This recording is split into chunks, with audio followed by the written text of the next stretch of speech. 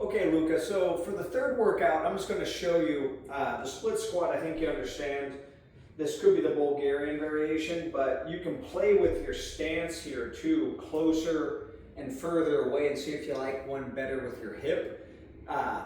You could also play with elevate the heel on a slant board if you want, but the split squat's excellent. Now for the prone, I'm sure you know this exercise. I'm just going to show it to you, but these are very light dumbbells. You can use much heavier, but I stabilize the spine with the feet shoulder width, and I alternate that rowing motion, trying not to rotate the spine when I'm doing it so much. Might a little bit, but you don't want to do too much. Now for the overhead rotational press, I start from here, and then I alternate my internal and external rotation while pressing overhead. They can tap each other right where they're about to touch, and then lower back down here to the bottom.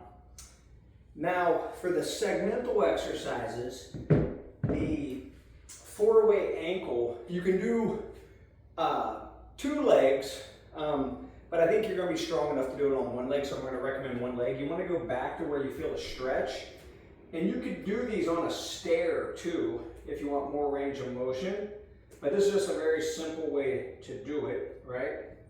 And if you do it on a stair, so I would go this way, right? And then I go up onto the ball of my foot this way.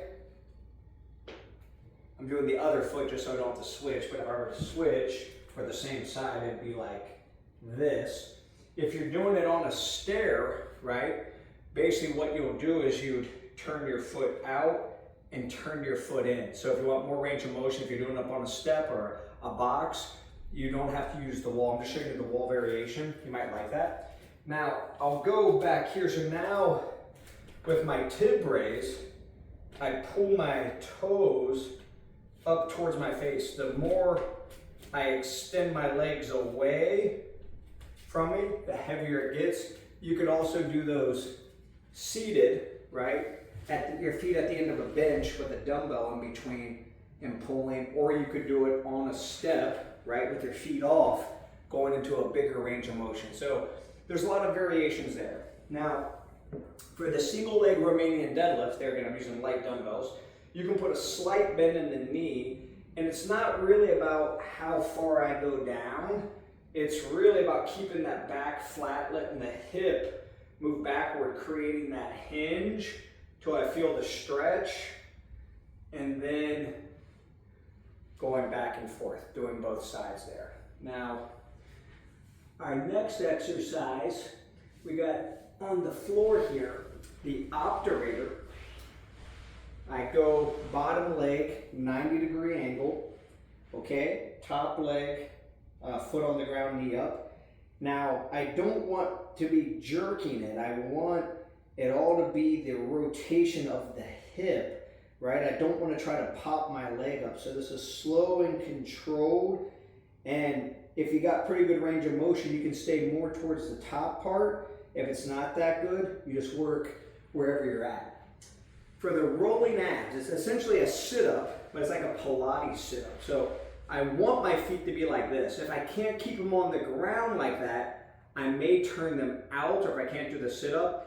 And then if I can't keep my feet like this doing the sit-up, I cut my range of motion. If I'm doing the sit-up like this and my feet pop off the ground, that means it's too much, it's too difficult at the moment. So I start here and I work within the range of motion. As I can get all the way down though, notice how I slowly curl down. I curl up and I straighten at the top. So I curl down, my head touches, I curl up, and I straighten. So ideally the feet stay down. If need be, I widen the feet, eventually working them close together. And if need be, maybe it's a partial range of motion. If I start to go here, my feet pop up, that tells me I'm at my end range of motion. Now, our last ones here are on the stability ball and with the dumbbells. So with the stability ball, which ones did I put here for you? Yes. The Y extension, With these, we'll put our feet against the wall.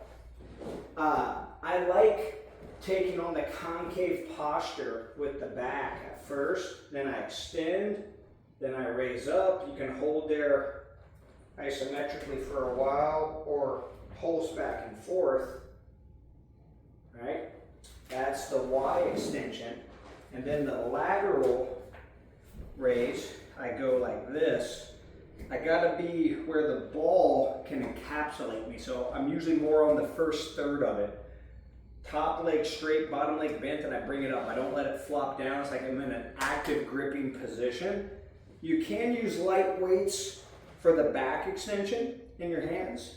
And you can also use light weights or just one dumbbell in your hands on this one. But you want to get the full lateral flexion and then raise up with the arms up. Then our last two movements are the basic dumbbell curl, right? So you can go 2 arms, you can go alternating arms. If you wanted to, you could even go reverse curl, straight curl. I actually like this variation where you alternate the pronation and supination there. And then the last one here, you can go palms facing down or a neutral grip. I hinge, I bring my elbows up like I did a row. And I can, like I said, I can change my grip where my palms are neutral or palms are facing this way.